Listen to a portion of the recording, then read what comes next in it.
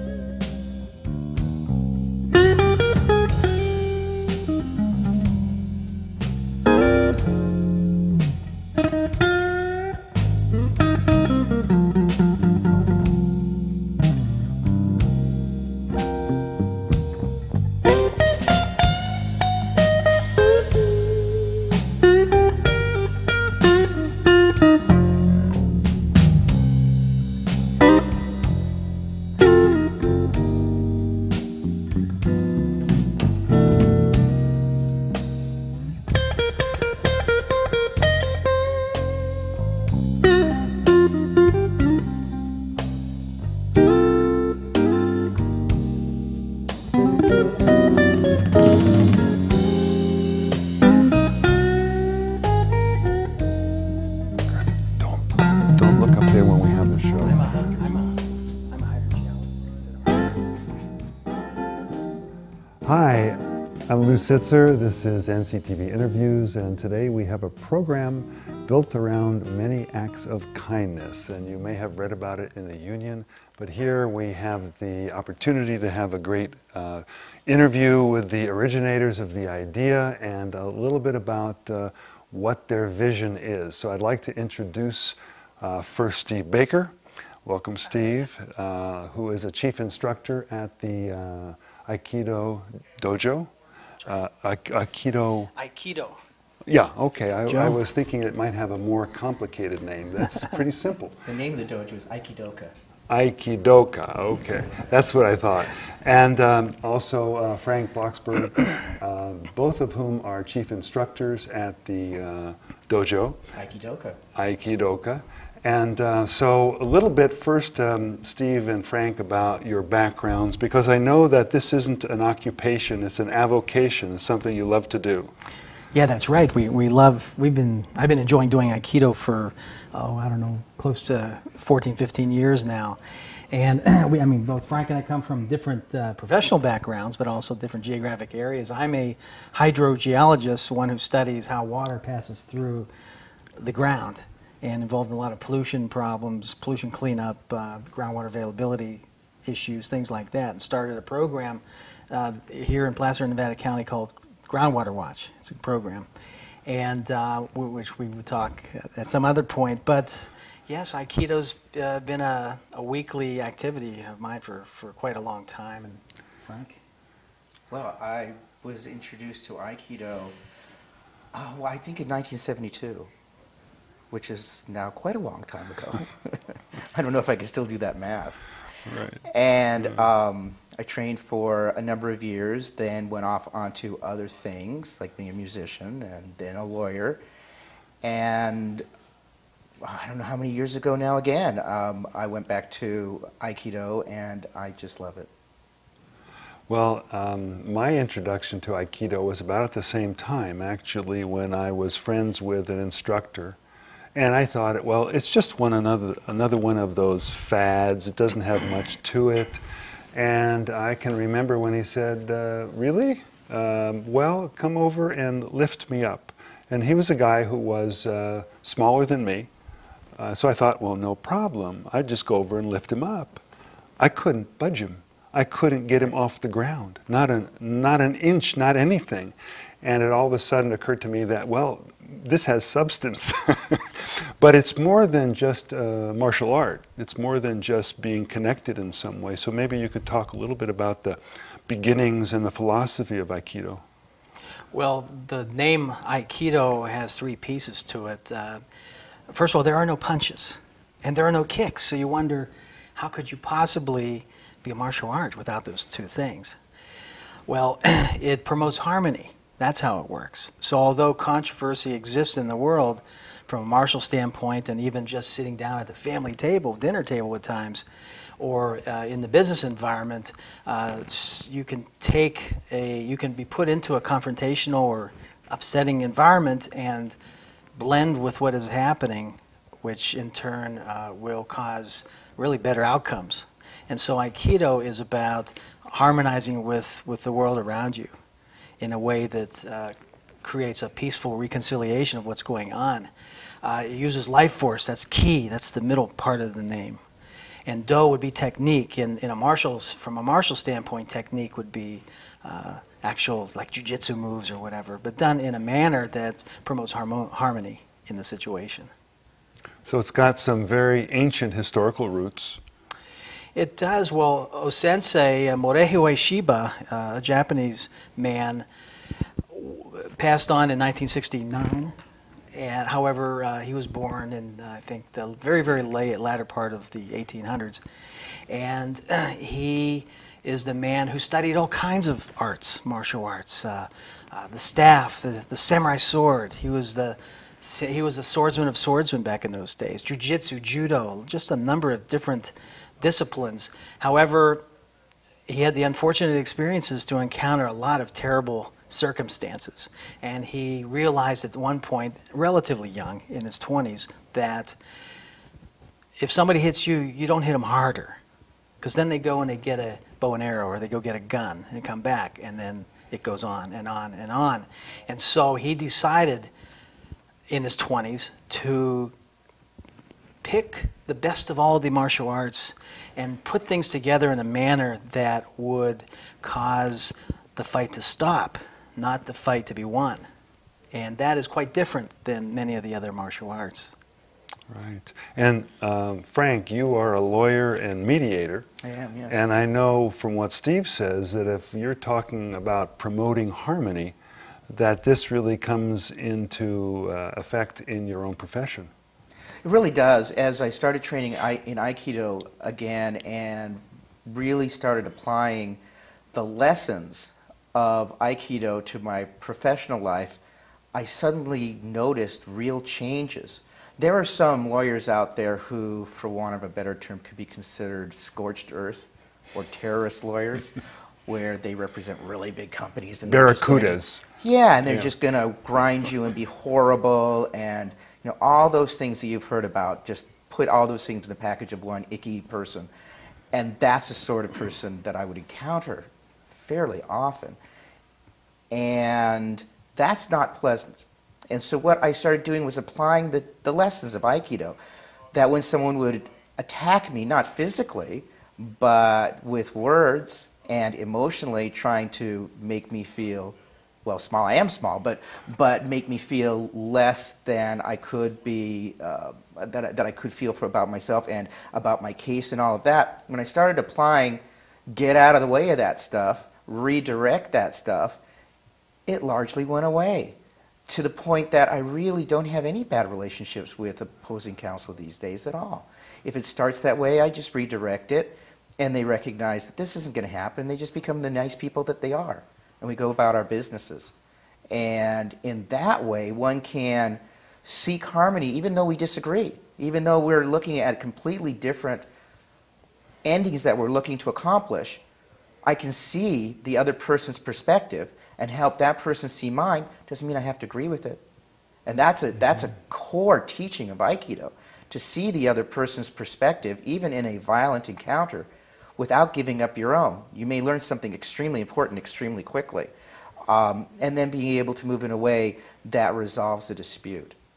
And in today's world, which seems to be more polarized than in our current memory anyway, more polarized than ever before. Indeed. We do need to establish some way of establishing harmony and getting to see the other person's point of view and realizing common ground, or at least respect for one another, civility.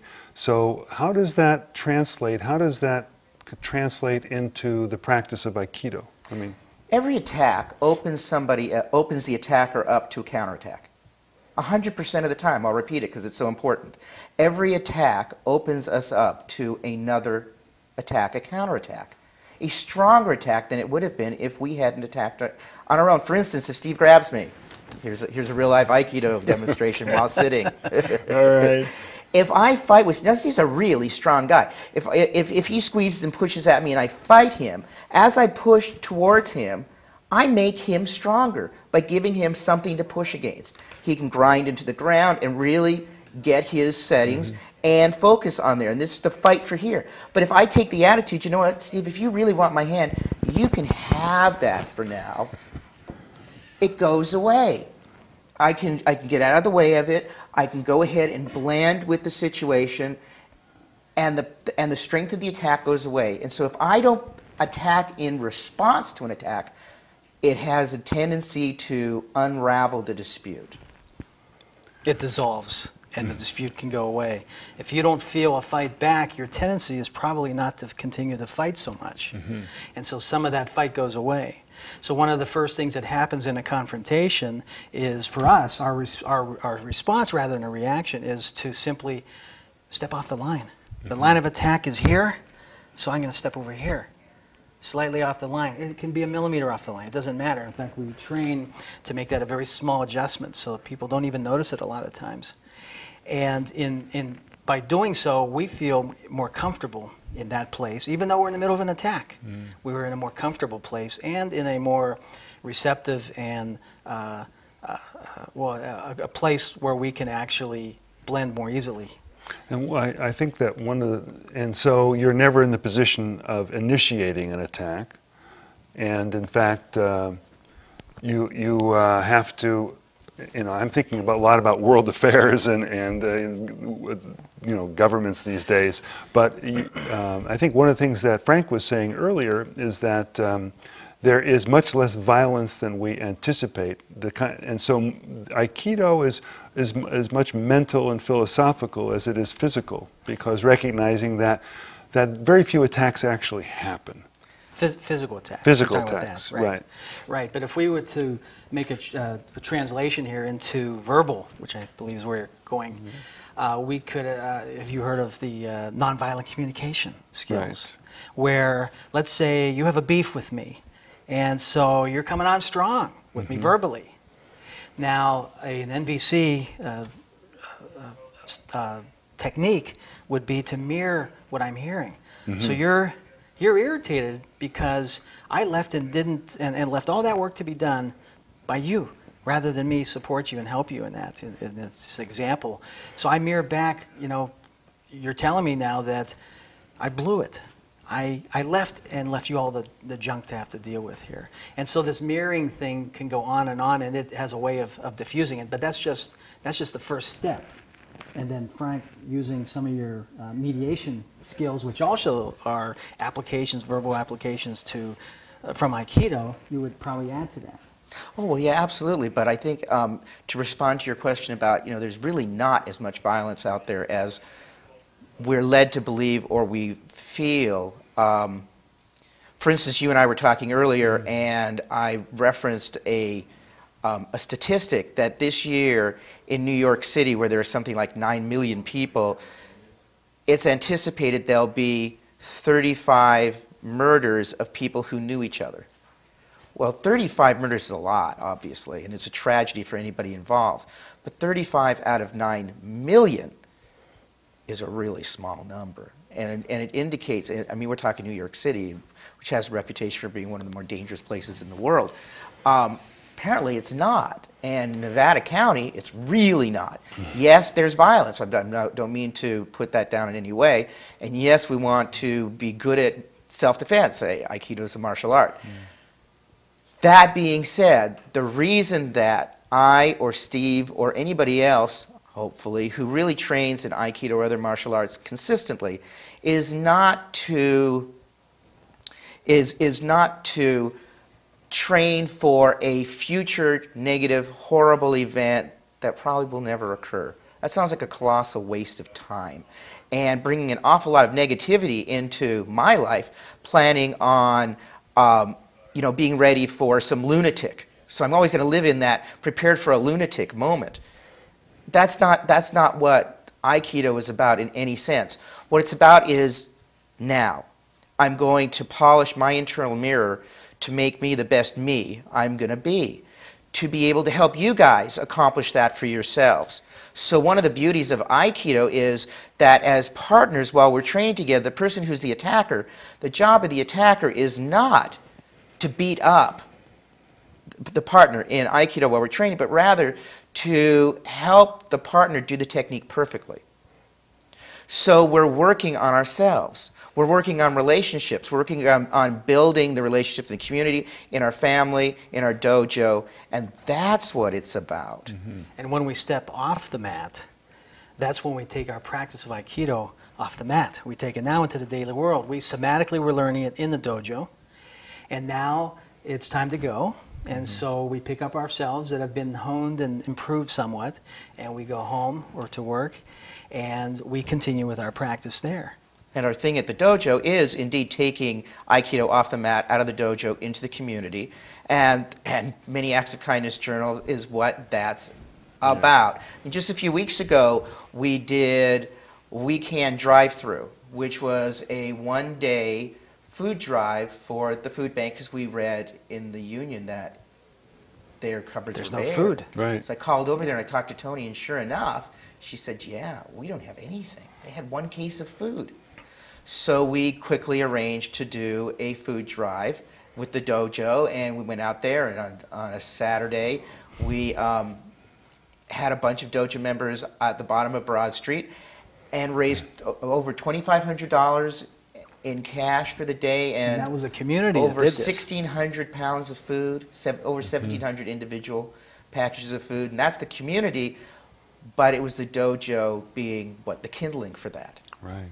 And yes. Yeah. So seeing as how you mentioned Many Acts of Kindness Journal, which I'll hold up and we'll get a picture of in a minute,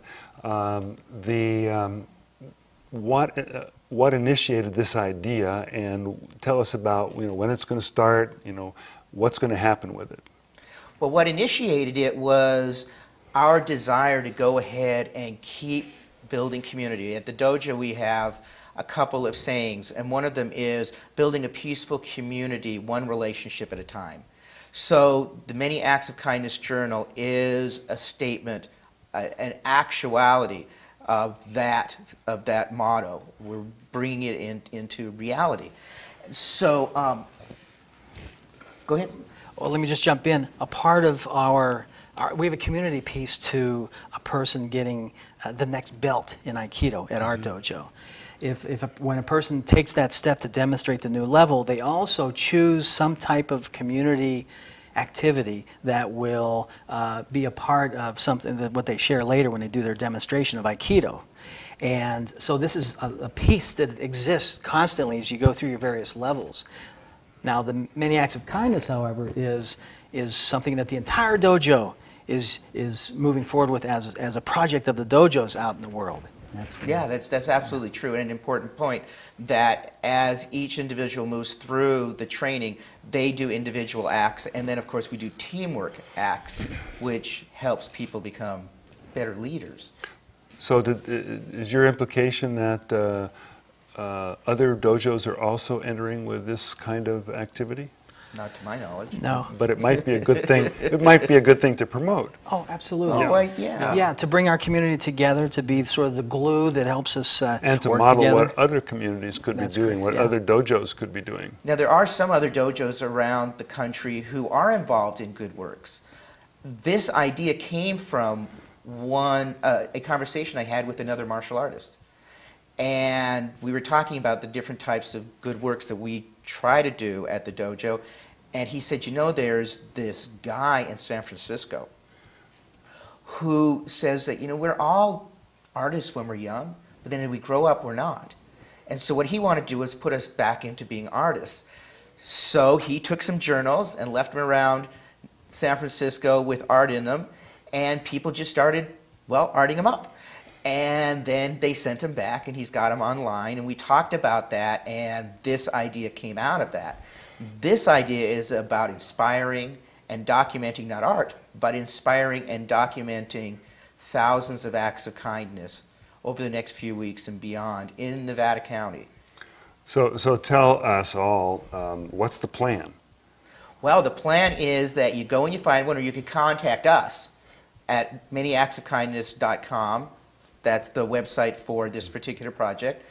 Or you can call us at the dojo, which is 273-2727, and we'll get you one. If you go to the website, you can see where we're posting that we know they've been, because people are letting us know where they left them. So they can also, can they post them on the website like a blog and add, do these need to be signed or unsigned? No, don't sign it if you don't want to. If you want to let the world know what you did, then by all means go ahead and put your name. But a lot of people don't feel too comfortable with that. Okay. So. And so these are going to, the books are going to be distributed in many places. We have one here. If anyone wants to come in and start, listing or describing an act of kindness. Is there a beginning and end to this Well, the beginning campaign? was last Wednesday, where we just started putting them out. And here's the deal. It's really simple. You find a journal. You pick it up. You take it. You do an act of kindness. Something simple. Something for someone you know that you don't know, someone you don't like. Would be even best, maybe. And do the act of kindness. Write it down in the journal. Take the journal somewhere safe, somewhere that someone will find it, and leave it. It's that simple. Go ahead then, if you feel inclined to, jump onto manyactsofkindness.com, leave a comment on the latest post, and what you did, what you said, where you left it, and we'll probably just put that up into a main post as it is. All the comments are moderated. It doesn't show up right away, just to make sure. And yeah. Well, I was just going to add that any particular journal like this one right here may actually travel all over the county. It's not going to stay in one spot. For example, there's one over at Java John's. There's another up at the Wisdom Cafe, and even the Starbucks. I mean, we're placing them everywhere. And a person may pick that up, do as Frank said, and then next stop may end up in Downeyville, may up somewhere else. But in the end, we'll be receiving a call, which is it's stated on the back as to what one would do if they find one of these journals and find that it's almost full or is full. Simply call us, let us know where it is, or bring it to us. We'll pick it up if that's So easier. there's contact information. At any particular time, are you calling these in? No, I don't think so. No, this is just out there now. Okay. Yeah. So I was one of the things I was looking forward to at some point is that we actually do a follow-up where some of the acts could be read aloud. That sounds great. The idea is, of course, to share the acts of kindness and also to encourage more of them.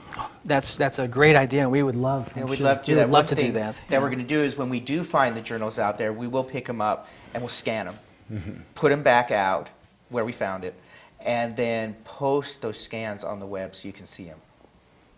And at least KVMR will be going in and giving 15-second little pieces on. Hey, I saw a journal over at thus and such. It had 10 entries. They're looking great. Here's one of them, and that's it. Just as a reminder out there for everyone to know that these things are floating around. So hey, go for it. Act of kindness and document it.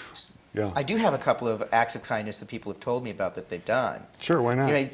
From the most simple to I opened a door for someone that I wouldn't normally do that, which is actually really nice. Filling up the creamer after emptying it over at Java John's. One that apparently is popular that I'd never heard of before is going to the movies and buying a ticket for the next person in line, and of course, not letting them know. And that's we've seen a couple of those.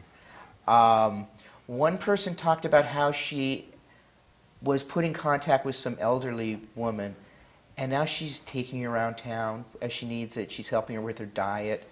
She's helping her with her yard. Someone she never knew before. It's extraordinary. It reminds me of the movie Pay It Forward. Yeah. I don't know if that was the title of it or not, but it's the same kind of concept. Yeah. And I know our daughter lives in the Bay Area, and one time we were traveling in her car across the bridge, and she paid for the person behind her, and Yeah, I just heard got that one too, yeah. just got a thrill out of doing things like that. And I think that, of course, it encourages other people. You know, it surprises and encourages other people. One woman said that she used to do that very thing, and but she hadn't done it for a long time. And then she got hold of a journal, and it inspired her to go back to those types of things. So that's great. I remember a young lady in Denver, Colorado, was telling me that it was summertime. She was driving down the road, and construction crews were out working on the road, and man, it was blistering hot. Well, she thought, you know, they must really need something to drink. So she ends up going over to one of the supermarkets and buying a whole bunch of sodas or whatever, took it back and said, hey guys, it looks like you needed this. And so she left it. That's really nice. And then moved on to wherever she was going. Yeah, sort of to do the unexpected is really a great act, you know, in a kind way, of course. But you'd be surprised to know that we're almost finished with the time on our show. So if there's anything else you'd like to add, please do so. Well, I'd like to give you an invitation, a VIP pass. And Zach has one, also our cameraman. Okay. And we would love to see you actually come to the dojo. And we would love to see an entry of yours, personally. Signed or not, doesn't matter. We'll figure out your handwriting. And and go ahead and put something in one of these books. Talk about it. All the listeners who are dialed in right now, start looking and start thinking acts of kindness, because you will come across one of these books, and we encourage you to go ahead and fill them out in whatever way you want, and then let us know through the blog, manyactsofkindness.com, that you've done so and where the book is and any other information you want to share. Well, I will certainly do that. It's very intriguing to hear that there are ways in which I could better harmonize with, you know, family, friends, the world, and so you can count on me. And again, I want to thank both of you, Frank Bloksberg and Steve Baker. Continue the good work, and thanks for your ongoing kindness. Oh, thank you, Lew. Yeah. It's been a pleasure. Thanks for the visit. All right, so tune in again and become a member of NCTV as an act of kindness. Thanks a lot.